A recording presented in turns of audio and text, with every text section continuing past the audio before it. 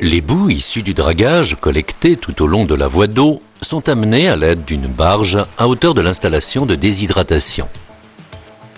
Elles sont ensuite déchargées en vue de leur traitement.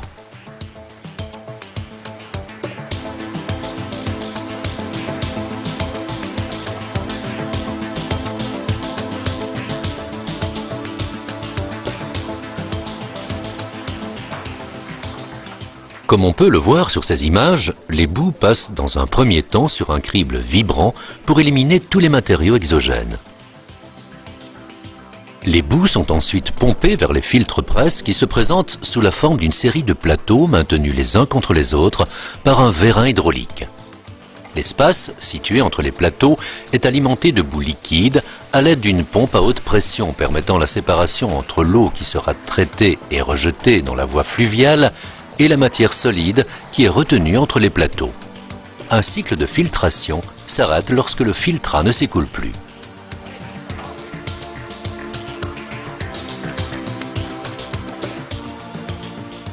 Des vérins hydrauliques séparent alors les plateaux et les gâteaux formés tombent sous l'effet de leur propre poids. Les presses permettent de passer de 35 à 70% en matière sèche.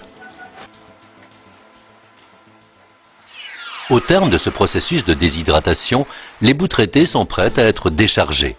Elles sont déversées dans des péniches capables de transporter 200 tonnes de boue, remplaçant avantageusement l'utilisation d'une dizaine de camions. Les voilà qui se dirigent vers leur lieu de valorisation. Depuis peu, les autorités compétentes privilégient le recyclage et la valorisation des boues par rapport à leur mise au centre d'enfouissement technique. Comme le montrent ces images, les boues déshydratées peuvent être utilisées comme terre de remblai.